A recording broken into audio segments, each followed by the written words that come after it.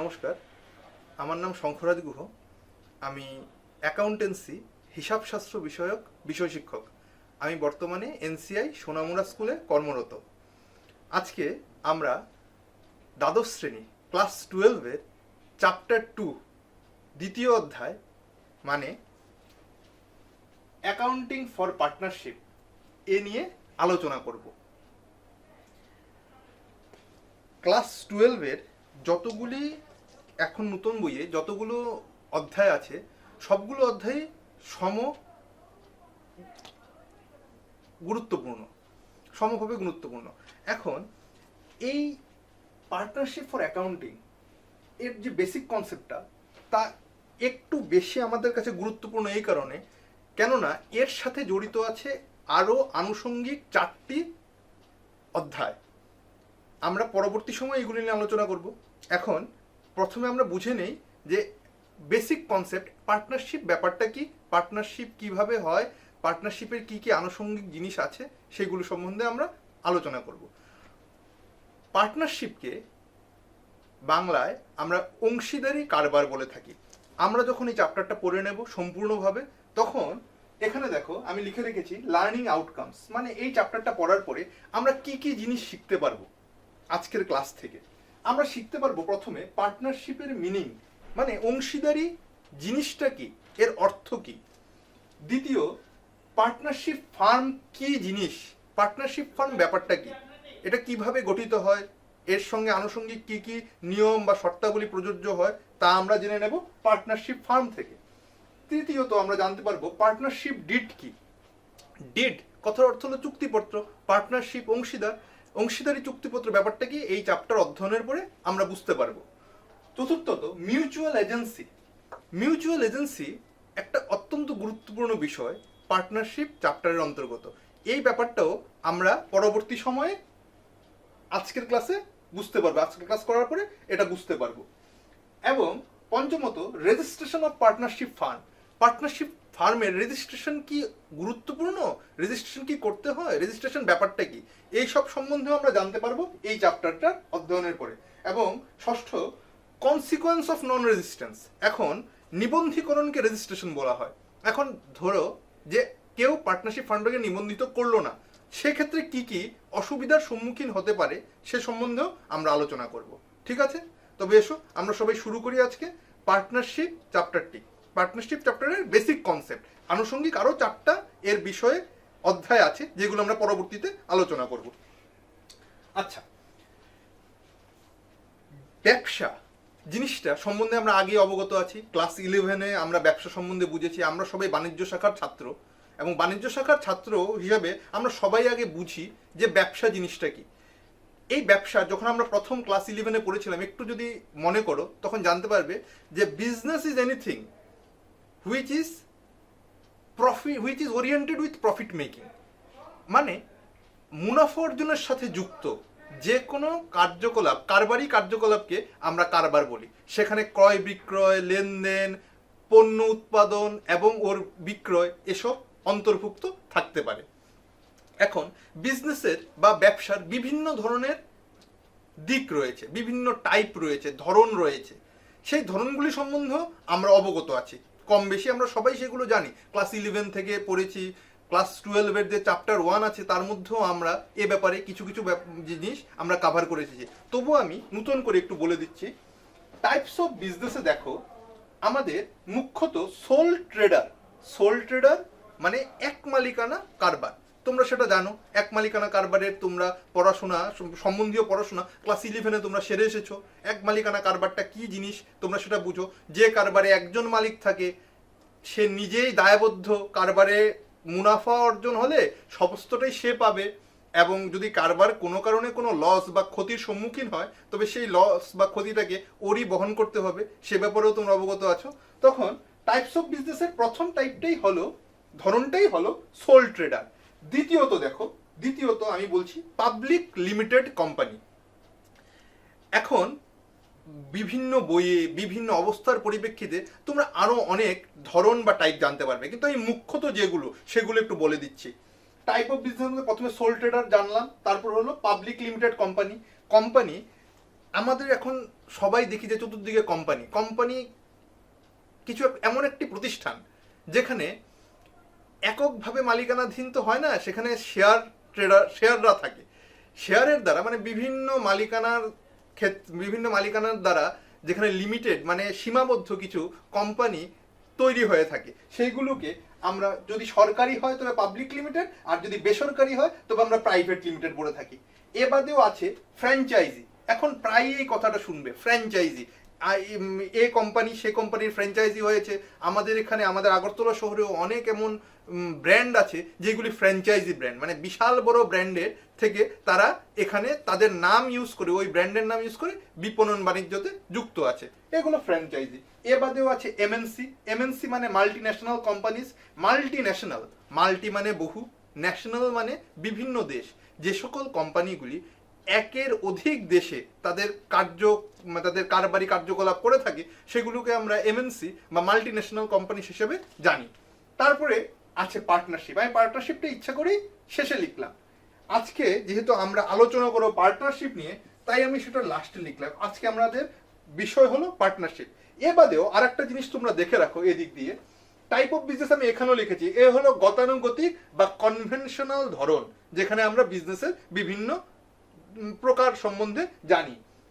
প্রথমেই থাকে সোল প্রোপ্রাইটারশিপ, দ্বিতীয়ত থাকে পার্টনারশিপ, তৃতীয়ত থাকে কর্পোরেশন। কর্পোরেশন সম্বন্ধে পরবর্তীতে আমরা আলোচনা করব। তারপর থাকে জয়েন্ট স্টক কোম্পানি। এই জয়েন্ট স্টক কোম্পানি যেটা আমি এখানে বললাম, পাবলিক লিমিটেড কোম্পানি এবং প্রাইভেট লিমিটেড কোম্পানি, এই দুটো জয়েন্ট স্টক কোম্পানিরই দুই ধরন। জয়েন্ট স্টক কোম্পানি একটা মূলত একটি বস্তু, তার দুইটি শাখা, একটা হলো পাবলিক লিমিটেড কোম্পানি, একটা হলো প্রাইভেট লিমিটেড কোম্পানি। আশা করি বুঝতে পেরেছো। তারপরে দেখো কোঅপারেটিভস। তোমরা প্রায় কোঅপারেটিভ সোসাইটি সম্বন্ধে জানো। কোঅপারেটিভ সোসাইটি যখন একটি নির্দিষ্ট উদ্দেশ্যে কিছু গোষ্ঠী একত্রিত হয়ে কোনো ব্যবসা শুরু করে, সেটা কোঅপারেটিভ সোসাইটি। তার থেকে আগত লাভ ক্ষতির সমস্তটাই ওই গোষ্ঠী তার জন্য দায়ী থাকে, লাভ হলেও ওদের, ক্ষতি হলেও ওদের। এটা কোঅপারেটিভ সোসাইটি। এ সম্বন্ধে আমরা পড়বো। আছে Hindu undivided family, HUF। Hindu undivided family সম্বন্ধেও তোমাদের ধারণা আছে, ক্লাস 11-এ তোমরা পড়েছো। এবং নন প্রফিট অর্গানাইজেশন, এটা কোনো বইয়ে তেমন ভাবে লেখা থাকে না। কেন থাকে না? নন প্রফিট মানে যেহেতু অ্যাকাউন্টেন্সি ব্যাপারটাই সবটা প্রফিটের সঙ্গে সম্পর্কযুক্ত, মুনাফার সঙ্গে সম্পর্কযুক্ত হলো আমাদের হিসাবশাস্ত্র, যেখানে লেনদেন বা টাকার অঙ্কে কোনো কিছুর বিনিময় হয় না, তাকে আমরা হিসাবের খাতায় অন্তর্ভুক্ত করতে পারি না। সেজন্য নন প্রফিট অর্গানাইজেশনকে ব্যবসার টাইপের মধ্যে অনেক বইয়ে ধরেনি। কিন্তু যেহেতু আজকের দিনে নন প্রফিট অর্গানাইজেশন শুধুমাত্র সেবা ক্ষেত্রে বহুলভাবে ব্যবহৃত হচ্ছে, সেজন্য আমি এখানেও তোমাদের ধরনটা জানার জন্য লিখে দিলাম যে নন প্রফিট অর্গানাইজেশন এটাও টাইপস অফ বিজনেসের একটা অঙ্গ হিসাবে। তবে আজকে আমরা আলোচনা করব পার্টনারশিপ নিয়ে, ঠিক আছে? এই যে বেসিক কনসেপ্ট অ্যাকাউন্টিং ফর পার্টনারশিপের আমরা বেসিক কনসেপ্ট নিয়ে আলোচনা করব, মূল ধারণা সমূহ সম্বন্ধে আলোচনা করব। তো আমরা বলছিলাম পার্টনারশিপ সম্বন্ধে। এখন পার্টনারশিপের ডেফিনেশন বা মিনিং সম্বন্ধে আমরা একটা ধারণা নেব। আমি আগেই বলেছিলাম তোমাদের লার্নিং আউটকামসে ছিল পার্টনারশিপের মিনিং। এখন পার্টনারশিপের মিনিং সম্বন্ধে আমরা জানব। ইন্ডিয়ান পার্টনারশিপ অ্যাক্ট 1932-তে তৈরি হয়েছিল।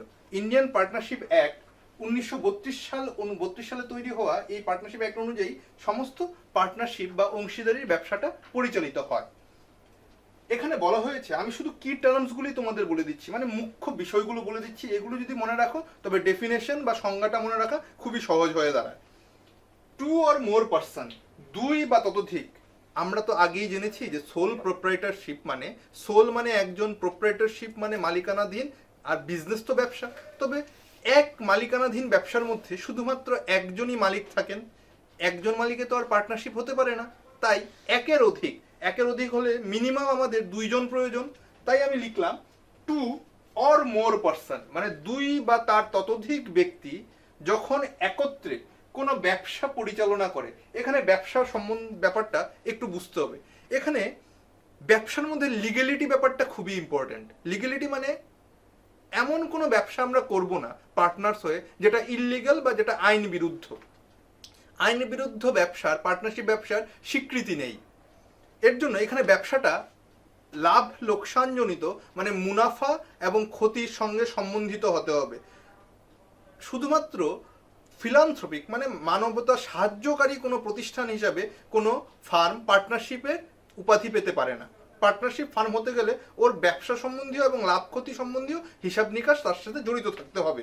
তখন যখন দুই বা ততোধিক ব্যক্তি একটি ব্যবসা পরিচালনা করে যার মধ্যে প্রফিট এবং লস সম্বন্ধিত থাকে এবং এর থেকে উদ্ভূত, এর থেকে অ্যারাইজ প্রফিট বা লস যখন তারা নিজেদের মধ্যে শেয়ার বা বন্টন করে নেয়, share it profit and loss, এই ধরনের ঘটনাকে আমরা পার্টনারশিপ বলতে পারি।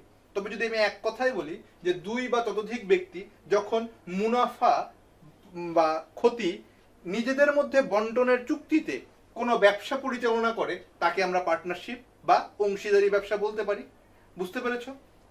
এবার ইন্ডিয়ান পার্টনারশিপ অ্যাক্ট আমি আগেই বলেছি 1932, এই ইন্ডিয়ান পার্টনারশিপ অ্যাক্ট 1932 1932 সেকশন 4 মানে 4 নং ধারা অনুযায়ী একটা কথা বলা হয়েছে যে ইটস এ রিলেশন, মানে পার্টনারশিপ হলো একটা সম্পর্ক among the person, among persons মানে ওই আবার দুই বা ততোধিক ব্যক্তির মধ্যে একটা সম্পর্ক যেখানে তারা share profit, they will share profit মানে তারা মুনাফা নিজেদের মধ্যে বন্টন করবে। এই সংজ্ঞার মধ্যে একটা জিনিস মিসিং আছে বা একটা জিনিস এখানে বলা হয়নি, উজ্জ্ব রেখেছে, সেটা হলো লস। এখন ব্যবসা করলে শুধুমাত্র প্রফিট হবে এমন তো কোনো কথা নেই, সেখানে লসও হতে পারে। কিন্তু section 4 of Indian partnership act 1932 তে বলা হয়েছিল যে it's a relation between person where they can share profit of the business, যে ব্যবসার প্রফিটটা ওরা শেয়ার করবে। কিন্তু পরবর্তীতে যখন ইন্ডিয়ান কোম্পানিজ অ্যাক্ট 2013 ফ্রেমড হলো, গঠিত হলো, তখন সেখানে এই ব্যাপারটা সম্পূর্ণভাবে ক্লিয়ার করে বলা আছে যে শুধুমাত্র প্রফিট নয়, এখানে লসটাও নিজেদের মধ্যে শেয়ার করে নিতে হবে বা নিজেদের মধ্যে বন্টন করে নিতে হবে। এখানে যে মুখ্য বিষয়টা তোমরা লক্ষ্য রাখবে সেটা হলো carried on by all or any of them acting for all. এই কথাটার অর্থ কি বুঝে না। এখানে বলেছে যে এখন একটা ব্যবসায় দুই বা ততোধিক পার্টনার্স থাকবে বা অংশীদার থাকবে, সবার সমান অধিকার আছে যে আমি ব্যবসাটাকে পরিচালনা করতে পারবো, আমি ব্যবসাটা দেখভাল করতে পারবো, ব্যবসাটার সম্বন্ধীয় ব্যবসাটার উন্নতির জন্য যা যা পদক্ষেপ নেওয়া দরকার আমরা সবগুলোই নিতে পারবো। এবং এটা প্রতিটা পার্টনারের বা প্রতিটা অংশীদারের এটা একটা অধিকার। কিন্তু এই অধিকার সবাই তো আর সমানভাবে প্রয়োগ করতে পারে না। একজন পার্টনারের অনেক সময় পার্টনারশিপ ব্যবসাতে দেখা যায় একজন পার্টনার অন্যান্য অনেক ব্যবসার সাথে যুক্ত থাকে, তখন তার পক্ষে সম্পূর্ণভাবে ওই পার্টনারশিপ বা অংশীদারি ব্যবসাটাকে সময় দেওয়া সম্ভব হয়ে ওঠে না। তখন এর জন্য এই সংজ্ঞাতে একটা ব্যাপার খুব স্পষ্ট করে বলা আছে যে ক্যারিড অন বাই অল, মানে এখানে একজন পার্টনার অন্য সকল পার্টনারের বিহাফে মানে পরিবর্তে বা ওর পক্ষ থেকে ব্যবসাটাকে পরিচালনা করতে পারবে। এবং দ্বিতীয়ত বলা হয়েছে or any of them acting for all, মানে এনি অফ দেম তাদের মধ্যে যে কোনো একজন অন্য সকলের হয়ে কাজ করে যাবে। এর অর্থ এই না যে ওই ব্যক্তিটাই সম্পূর্ণ দায়ী ব্যবসাটার লাভ ক্ষতির জন্য, এখানে দায়ভার কিন্তু সকলের সমান। কিন্তু শুধুমাত্র ব্যবসার পরিচালনগত দিক থেকে এটাকে সহজ করে তোলার জন্য এখানে বলা হয়েছে ক্যারিড অন বাই অল, মানে সবাই এটাকে পরিচালনা করতে পারবে, এটা সবাই দ্বারা পরিচালিত হতে পারবে। যদি সবাই সব পার্টনার সময় দিতে পারে তবে সবাই করুক না, এতে কোনো বাধা নেই। কিন্তু যদি কোনো একজন partner or any one of them যদি অন্য সবার হয়ে কাজ করে, তবে তার কাজের ফলে যদি কোনো পার্টনারশিপ ব্যবসা থেকে কোনো লস বা কোনো ধরনের দায়ের উদ্ভব ঘটে, অ্যারাইজ হয়, তবে তার দায় শুধুমাত্র ওই একজন ব্যক্তির থাকবে না, সেক্ষেত্রে সেই দায়টা অন্যান্য সকল পার্টনারই সমভাবে নিজেদের মধ্যে বন্টন করে নেবে। বোঝা গেল? এবার একটা অদ্ভুত এবং ইম্পর্টেন্ট ব্যাপার দেখো, আমরা এই ব্যাপারটা এই জায়গাটা এসে আমরা সবকিছু অনেক সময় গুলিয়ে ফেলি, আমি জানি তোমরা গোলাবে না। দেখো, ইন্ডিভিজুয়াল যদি আমরা বিচার করি তখন একজনকে বলা হয় পার্টনার, পার্টনারের নামে ব্যবসা না, ইন্ডিভিজুয়াল হলো পার্টনার। ধরো এখানে আমি ছোট্ট করে লিখছি এক্স ওয়াই আর জেড, তিনজন পার্টনার মিলে একটা পার্টনারশিপ ব্যবসা শুরু করলো। এদের ইন্ডিভিজুয়াল এক্স কে আমরা একজন পার্টনার হিসেবে বলবো, ওয়াই কে আমরা একজন পার্টনার হিসেবে বলবো, এবং জেডকে আমরা একটা পার্টনার হিসাবে বলবো। এখন ইন্ডিভিজুয়ালি বললাম পার্টনার, যখন এরা কালেকটিভলি কাজ করবে, একত্রে মিলে যখন কাজ করবে, তখন এটাকে আমরা বলি ফার্ম। এর জন্য কালেকটিভলি এটাকে বলা হয় ফার্ম। এখন ফার্ম বা পার্টনার, এই দুইটা ব্যাপার তো বোঝা গেল। এখন কোন নামে ব্যবসাটি পরিচালিত হবে? ধরো এই XYZ তাদের ব্যবসাটার নাম দিল XYZ পার্টনারশিপ ফার্ম। তবে বোঝা গেছে এই যে XYZ এর নামেই যুগ্ম নামে পার্টনারশিপের ফার্মটার নামকরণ হয়েছে, তখন যে নামে the name in which business is carried out is known as farm name. ফার্মের নামে ব্যবসাটা পরিচালিত হবে, না পার্টনারের নামে, না ইন্ডিভিজুয়াল কোনো পার্টনারের নামে, না কালেকটিভলি ফার্মের নামে। এখানে ফার্ম নেম যখন ওরা একটা নাম দেবে, পার্টনারশিপের যখন একটা ব্যবসাটির যখন একটা নাম দেবে, সেই নাম অনুযায়ী আমরা ফার্মটির নামকরণ করব এবং ওর নামেই পরবর্তীতে হিসাব নিকাশগুলো চালিয়ে যাব। বোঝা গেল? আমরা জেনেছি যে পার্টনারশিপের মিনিং কি, পার্টনারশিপের অর্থ কি, সেটা আমরা জেনে গেছি। এখন দুটো ইম্পর্টেন্ট বা খুবই গুরুত্বপূর্ণ বিষয় তোমাদের জানা দরকার এই পার্টনারশিপ নিয়ে। Partnership is a separate business entity. Partnership একটা ব্যবসার পৃথক ধরন, তা আমরা আগেই বুঝেছি এবং এটা আমি স্পষ্ট করে লিখেও দিলাম। Partnership is a separate business entity. কোন দিক থেকে? Accounting point of view. আমরা তো এই জিনিসটা পড়ছি এর অ্যাকাউন্টিং বা হিসাব রক্ষণের জন্য। তো এখন অ্যাকাউন্টিং পয়েন্ট অফ ভিউ থেকে partnership is a separate business entity, মানে এর একটা পৃথক ব্যবসায়িক সত্তা আছে। পার্টনারশিপের একটা পৃথক ব্যবসায়িক সত্তা রয়েছে, কিন্তু কখনো এই ব্যাপারটা গুলিয়ে ফেলবে না। কিন্তু a partnership firm has no separate legal entity. Partnership ফার্মের কোনো সেপারেট লিগ্যাল এন্টিটি থাকে না, এর কোনো পৃথক আইনি সত্তা থাকে না। অ্যাকাউন্টিং পয়েন্ট অফ ভিউ থেকে এর একটা সেপারেট বিজনেস এন্টিটি আছে, তবে বিজনেস এন্টিটি আর লিগ্যাল এন্টিটি দুইটা আলাদা জিনিস। আমি কি বললাম? অ্যাকাউন্টিং পয়েন্ট অফ ভিউ থেকে এর একটা সেপারেট বিজনেস এন্টিটি আছে, এটা পৃথক ব্যবসায়িক ধারণা বা পৃথক ব্যবসায়িক সত্তা নিয়ে ইহা কাজ করে। কিন্তু partnership firm has no separate legal entity, এর কোনো পৃথক আইনি সত্তা নেই। মানে যদি কোনো কারণে পার্টনারশিপ ফার্মটি কোনো দায় বা কোনো ধরনের আইনি জটিলতার সম্মুখীন হয়, তবে পার্টনার্সরাই এর দায়িত্ব বহন করবে। এখানে পার্টনারশিপ ফার্ম আলাদা করে কোনো আইনি পৃথক সত্তা পাবে না, যা আমরা ব্যবসার ক্ষেত্রে দেখেছি। সেপারেট লিগ্যাল এন্টিটিতে আমরা যখন এই কনসেপ্টটা জানি, সেই কনসেপ্ট আমরা কি জানি? যে ব্যবসা এবং মালিক দুইটা পৃথক জিনিস। কিন্তু পার্টনারশিপ একটা ব্যবসার অন্য রকমের ধরন বা প্রকৃতি। এই ধরন বা প্রকৃতিতে এর কোনো লিগ্যাল সেপারেট এন্টিটি নেই। এর বিজনেস এন্টিটি রয়েছে অবশ্যই, কিন্তু লিগ্যাল সেপারেট এন্টিটি ইহা ভোগ করে না। যে কোনো ধরনের অবস্থার সম্মুখীন হলে, দায়ের সম্মুখীন হলে, পার্টনারশিপ ফার্ম যারা পরিচালনা করছেন, যেমন পার্টনার্সরা, ওরাই এর দায়ভার গ্রহণ করে। এর কোনো পৃথক দায়ভার গ্রহণ করার দায়িত্ব থাকে না। যদি না, এখানে একটা কথা আলাদা করে লিখে দিলাম, অ্যাপার্ট ফ্রম পার্টনার কনস্টিটিউটিং ইট। যদি পার্টনারশিপ ডিড, আমরা আসবো পার্টনারশিপ ডিড যখন পড়বো তখন আমরা জানবো, যদি পার্টনারশিপ ডিডে পার্টনার্সরা এ সম্বন্ধে পৃথক কোনো শর্ত না রাখে, তবে কিন্তু আমরা যেটা বললাম যে partnership firm has no separate legal entity, সেটাই থাকবে, সেটাই স্থায়ী থাকবে। যদি তারা কোনো ধরনের এখন কোনো নতুন আইন কনস্টিটিউট করে, আইন ঠিক না, ওদের ডিডে, ওদের চুক্তিপত্রে যদি তারা লিখে রাখে যে কোনো ধরনের এরকম সমস্যার সম্মুখীন হলে পার্টনার্স এবং পার্টনারশিপ দুটো আলাদা ব্যাপার, সেক্ষেত্রে তার ধারণা ভিন্ন হতে পারে, কিন্তু স্বাভাবিকভাবে এর কোনো পৃথক আইনি সত্তা থাকে না। এখন আমরা পার্টনারশিপের ফিচার্স সম্বন্ধে জানব।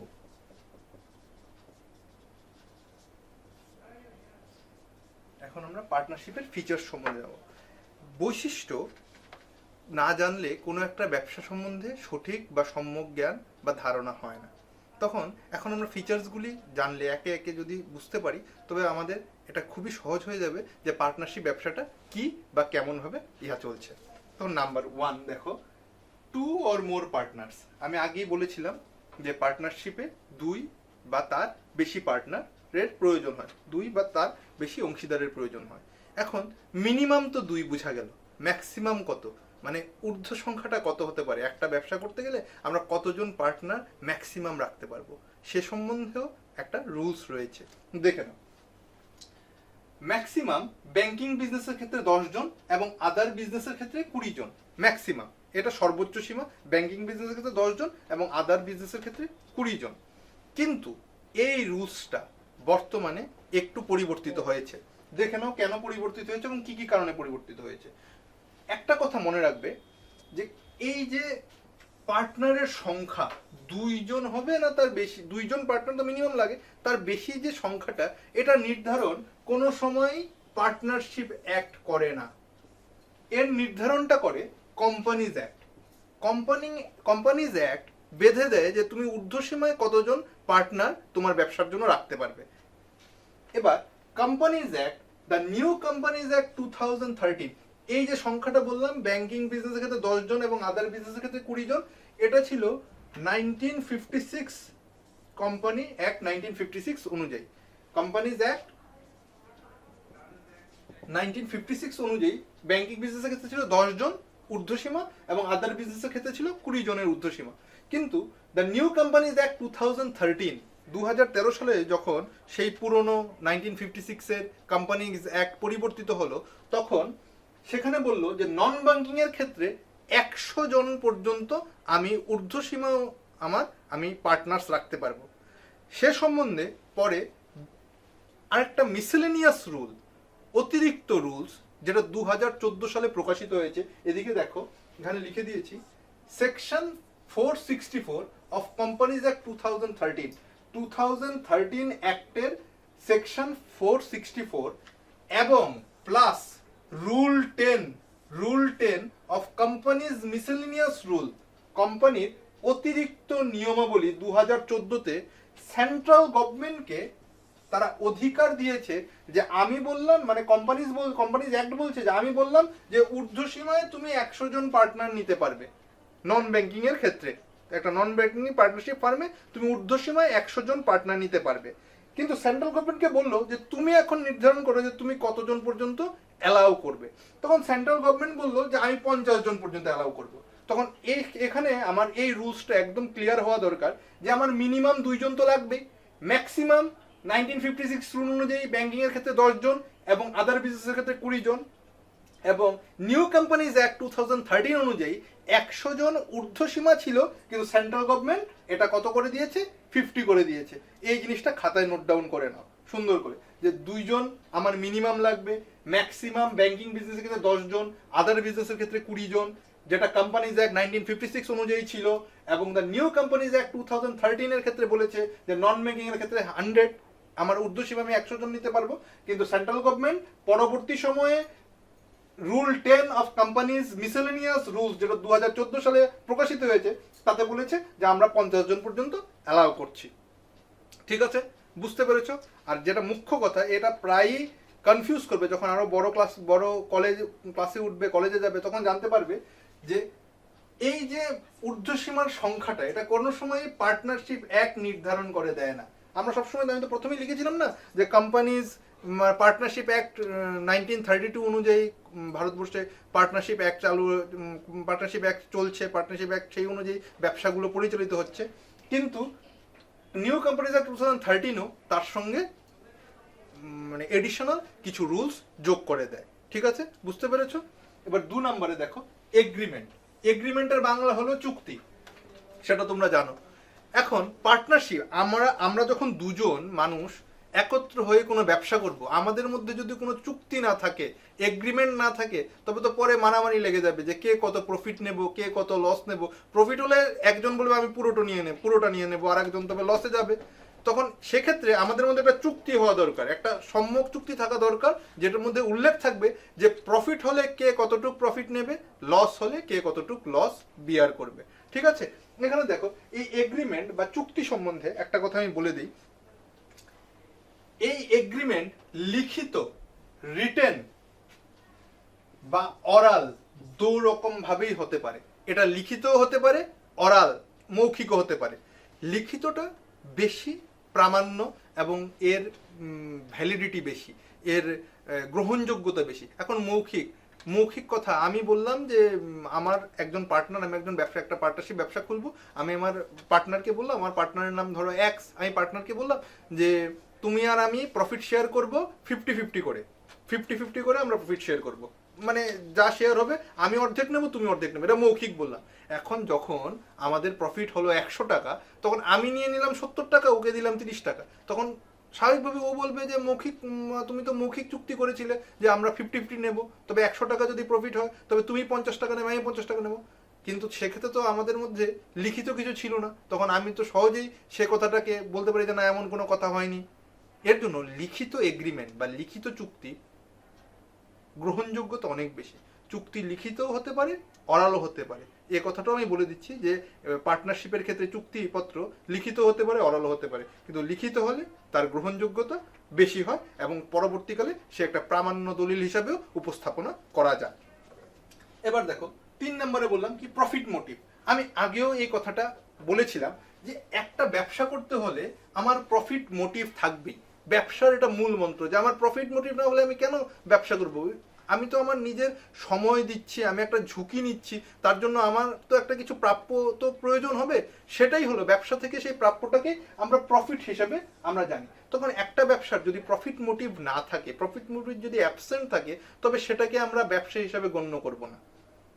লস হতেই পারে, কিন্তু আমাদের মোটিভটা থাকবে প্রফিট মোটিভ, আমি মুনাফা অর্জন করার জন্যই ব্যবসাটাকে নিয়েছি। তখন একটা ব্যবসাতে যখন প্রফিট মোটিভ থাকবে, সেটা আমার ব্যবসারও যেমন ফিচার, সেইভাবে এটা পার্টনারশিপেরও একটা ফিচার। বুঝা গেল? 4 নম্বরে দেখো বিজনেস। আচ্ছা, বারবারই এই কথাটা উঠে আসছে, বিজনেস বিজনেস বিজনেস। আমি এখন কেন আবার ফিচার্সের মধ্যে আলাদা করে বিজনেস লিখলাম, এই জিনিসটা খুব ভালো করে বুঝে নাও। ধরো আমি একটা ইলাস্ট্রেশন বা একটা এক্সাম্পল দিচ্ছি তোমাদের। ধরো এ এবং বি দুই বন্ধু একটা প্লট, একটা জমির প্লট কিনলো, তার উপর একটা বাড়ি তৈরি করলো। এখন বাড়িটা ভাড়া দিল, বাড়ি ভাড়া থেকে আয় হচ্ছে। এই যে দুই বন্ধু এ এবং বি একটা জমি কিনে বাড়ি তুলে তার উপর বাড়ি ভাড়া দিল, এটাও তো এক ধরনের ব্যবসা। এর থেকে আমরা কি পাচ্ছি? এর থেকে আমরা ভাড়া বা রেন্ট পাচ্ছি। এখন তুমি কি এটাকে পার্টনারশিপ ব্যবসা বলবে? তবে আমি বলে দিচ্ছি এটা পার্টনারশিপ ব্যবসা না, এটা হলো জয়েন্ট ওনারশিপের ব্যবসা। মানে আমরা যৌথ মালিক, যৌথ মালিকানার ব্যবসা আর পার্টনারশিপের ব্যবসা আলাদা ব্যাপার। এর জন্য বিজনেস কথাটা আমি বললাম যে এখানে ওই প্লট কিনে তার উপর বাড়ি তৈরি করে সেটাকে ভাড়া দিয়ে আমি ভাড়ার থেকে আয় করলাম, সেটা আমার পার্টনারশিপ ব্যবসা না। কিন্তু সেম ভাবে আমি এই এক্সাম্পলটাকে অন্যভাবে ঘুরিয়ে যদি বলি যে এ এবং বি দুইজন বন্ধু, তারা জমি কেনা বেচার সঙ্গে যুক্ত। মানে একটা জমি কিনে এবং সেটাকে অন্যের কাছে বিক্রি করে দেয়, আবার সেই টাকা দিয়ে অন্য একটা জমি কিনে সেটাকে আবার অপরজনের কাছে বিক্রি করে দেয়। তবে এই যে সাইক্লিক একটা প্রসেস, যারা they are engage in buying and selling of plot of land, এর থেকে যদি কোনো লাভ বা লোকসান হয় সেটা কিন্তু পার্টনারশিপ ব্যবসার অঙ্গ। এই জিনিসটা মনে রাখবে। তো বিজনেসের মধ্যে তফাৎটা আর পার্টনারশিপের মধ্যে তফাৎটা আশা করি তোমরা বুঝতে পেরেছো। এবার দেখো 5 নাম্বার মিউচুয়াল এজেন্সি, যেটা সম্বন্ধে আমি আগেও বলেছিলাম যে লার্নিং আউটকামস এর মধ্যে তোমরা জানতে পারবে যে মিউচুয়াল এজেন্সি কি। আচ্ছা, পার্টনারশিপ ডিড সম্বন্ধে একটু হালকাভাবে আমি বলে দিয়েছি এগ্রিমেন্টের মধ্যে। এগ্রিমেন্টই হলো পার্টনারশিপের ডিডের মুখ্য বস্তু। মানে আমাদের মধ্যে চুক্তি হবে, চুক্তি লিখিত হবে, সেটাই এগ্রিমেন্ট এবং সেটাই ডিড। ডিড কেন বলা হয়? যখন আইনি মোহর লাগে, দলিল হয়, নিবন্ধিত হয়, তখন সেটা ডিড হিসাবে তার নামকরণ হয়। এর আগে এটাকে আমরা যখন লিখিত আকারে রাখি, চুক্তিবদ্ধ আকারে রাখি, তখন এটাকে এগ্রিমেন্ট বলা হয়। আচ্ছা, এখন মোস্ট ইম্পর্টেন্ট মিউচুয়াল এজেন্সি, পারস্পরিক প্রতিনিধিত্ব। আমি এটা বাংলায় লিখে দিলাম, পারস্পরিক প্রতিনিধিত্ব। পারস্পরিক প্রতিনিধিত্ব ব্যাপারটা আমি যখন সংজ্ঞা বলেছিলাম তখন আমি বলে দিয়েছি। সেখানে আমি কি বলেছিলাম? যে সবাই ব্যবসা পরিচালনা করার সমান অধিকার আছে, প্রত্যেকটা পার্টনারের তার ব্যবসাটা পরিচালনা করার সমান অধিকার আছে, এবং সেই সমান অধিকার তারা এক্সারসাইজও করে, মানে সেই সমান অধিকার তারা ভোগ করে। কিন্তু কখনো কখনো কোনো একজন পার্টনার অন্য সকল পার্টনারের হয়ে ওই কাজটা করে, অন্য সকলের হয়ে ওই কাজটা করে। তখন কি হয়? মিউচুয়াল এজেন্সি মানে পারস্পরিক প্রতিনিধিত্ব, আমার প্রতিনিধি হিসাবে অপর একজন আমার পার্টনার কাজ করে যাবে, এবং ওর কাজের ফলে যদি কোনো প্রফিট হয় বা কোনো লস হয় বা কোনো দায়ের যদি আমরা সম্মুখীন হই, তবে আমরা সমস্ত পার্টনাররা সেটাকে সমানভাবে বন্টন করে নেব নিজেদের মধ্যে। ঠিক আছে, এটা হলো mutual agency. 6 number, sharing of profit. ব্যবসা থেকে যা প্রফিট হবে তা আমরা নিজেদের মধ্যে বন্টন করে নেব। সেই বন্টনটা ওই চুক্তিপত্রের মধ্যে, এগ্রিমেন্টের মধ্যে উল্লেখ থাকবে যে আমরা কি হারে সেটা বন্টন করে নেব। তবে sharing of profit is an important feature of partnership. 7 number দেখো, লায়াবিলিটিস অফ পার্টনার। এখন শুধু কি ব্যবসা করলে শুধু প্রফিট হবে, আমার দায় হবে না? সেই দায় বা লায়াবিলিটিটাকেও আমাদের মধ্যে শেয়ার করে নিতে হবে। কখনো কখনো কিছু কিছু ক্ষেত্রে দেখা গেছে যে দায়টা এতটাই হয়, কোনো কোনো ব্যবসা ফেলিউর তো সমস্ত ব্যবসাতেই হতে পারে, তার পার্টনারশিপ ব্যবসা যদি ফেলিউর হয় তখন দেখা যায় যে পার্টনার্সের ইন্ডিভিজুয়াল একজন পার্টনার্সের দায় অসীম থাকে। সেক্ষেত্রে কোনো কোনো অবস্থায় পার্টনারদের নিজস্ব ব্যক্তিগত সম্পত্তি বিক্রি করে হলেও ওই দায় মেটাতে হয়। তবে শেয়ারিং অফ প্রফিটও যেমন একটা ইম্পর্টেন্ট ব্যাপার, liabilities of partnership it's a important matter. কেন ইম্পর্টেন্ট ম্যাটার? লাইবিলিটি হলে, দায় হলে আমরা নিজেদের মধ্যে বন্টন করে নেব, এবং সেই বন্টন যদি আমাদের নিজের পকেটের অর্থ দিয়ে না হয় তখন কোনো কোনো ক্ষেত্রে, আমি আগেই বলছি সব ক্ষেত্রে এটা প্রযোজ্য হয় না, তবে তো ভয়ে কেউ পার্টনারশিপ ব্যবসা করবেই না। কোনো ক্ষেত্রে দায় যখন অসীম হয়ে যায়, মানে দায় চূড়ান্ত দায় হয়ে গেছে, তখন পার্টনার্সরা নিজের ব্যক্তিগত সম্পত্তি বিক্রি করেও সেই দায় পরিশোধ করে থাকে। ঠিক আছে, 8 নাম্বার দেখো, নো সেপারেট লিগ্যাল এন্টিটি। আশা করি এবার এটা বুঝতে অসুবিধা নেই, আমি আগেই বুঝিয়ে দিয়েছি যে পার্টনারশিপের অ্যাকাউন্টিং পয়েন্ট অফ ভিউ থেকে it has a legal entity, legal entity নেই, it's has a business entity. এর একটা সেপারেট বিজনেস এন্টিটি আছে, কিন্তু এর কোনো লিগ্যাল এন্টিটি নেই। সেটা আমি আগে বুঝিয়ে দিয়েছি যে অ্যাকাউন্টিং পয়েন্ট অফ ভিউ থেকে partnership is a separate business entity, but legal point of view থেকে এর কোনো লিগ্যাল এন্টিটি নেই, কোনো লিগ্যাল সেপারেট এন্টিটি থাকে না। পার্টনাররা যা, পার্টনারশিপ ফার্মরাও তা। পার্টনারশিপের দায় পার্টনারটার উপরেই বর্তায়। কোনো পার্টনারশিপ ব্যবসা থেকে কোনো দায় অ্যারাইজ হলে, দায় বা লায়াবিলিটিজ অ্যারাইজ হলে, কোনো ক্ষতির সম্মুখীন হলে সেটা পার্টনারদেরই বহন করতে হবে। সেখানে পার্টনারশিপ ফার্ম এর কোনো আর্টিফিশিয়াল পার্সন হবে না। এবং লাস্টলি 9 নাম্বার দেখো, ডিসলিউশন অফ পার্টনারশিপ ফার্ম। এখন একটা পার্টনারশিপ ফার্ম গঠন হলো, এ তো ভাঙবেও, যা গঠন হয়েছে তা কি কোনো কোনো ক্ষেত্রে তো সেটা ভেঙেও যেতে পারে। এখন কি কি ক্ষেত্রে ভেঙে যাবে? আমি যখন চ্যাপ্টারটা শুরু করেছিলাম তখন আমি বলেছিলাম যে পরবর্তীতে আমরা আরো 4টা জিনিস শিখবো, সেটা হলো এডমিশন, রিটায়ারমেন্ট, ডেথ আর ডিসলিউশন। এটা হলো পার্টনারশিপের 4টা ধরন। এখন এডমিশন মানে নতুন পার্টনার যদি এসে পার্টনারশিপ ব্যবসায় ঢুকে, রিটায়ারমেন্ট কোনো এক্সিস্টিং পার্টনার মানে এখন যারা ব্যবসা করছে তার থেকে কেউ যদি একজন বেরিয়ে যায়, ডেথ দুর্ভাগ্যবশত কারণে যদি কোনো পার্টনারের আকস্মিক মৃত্যু ঘটে বা অন্যান্য কোনো ঘটনা ঘটে, তবে সেক্ষেত্রেও পার্টনারশিপ ফার্ম ভেঙে যেতে পারে। আর লাস্টলি ডিসলিউশন মানে তো ভেঙে যাওয়ায়। এখন পার্টনাররা সর্বসম্মতিক্রমে বললো যে আর তোমাদের সাথে আমি পার্টনারশিপ করব না, আমরা পার্টনারশিপটা ভেঙে দেব, আমরা ইন্ডিভিজুয়াল এখন ব্যবসা করব বা ব্যবসা করবই না, যাই হোক আমি এই পার্টনারশিপ ফার্মটা রাখবো না। তখন সবার সম্মতিক্রমে আমরা এক্সিস্টিং পার্টনারশিপ ফার্মটাকে ভেঙে দিতে পারি বা ডিসলিউশন বা শেষ হয়ে যেতে পারে। তখন ডিসলিউশন অফ পার্টনারশিপ ফার্ম 4টা ব্যাপারের উপর নির্ভর করে মেইনলি। সেটা হলো কোনো নিউ পার্টনার এডমিশন, কোনো পার্টনারের রিটায়ারমেন্ট, কোনো পার্টনারের ডেথ, বা যদি কেউ ইচ্ছা করে এটাকে ডিসলিউশন করে দেয়। বুঝতে পেরেছ? ধন্যবাদ। আজকের ক্লাসের জন্য আমি এতটুকুই রাখলাম। পরবর্তীতে অন্যান্য জিনিসগুলো নিয়ে আমরা আলোচনা করব। আশা করি সবাই বুঝতে পেরেছ। সবাই খুব ভালো থাকবে। নমস্কার।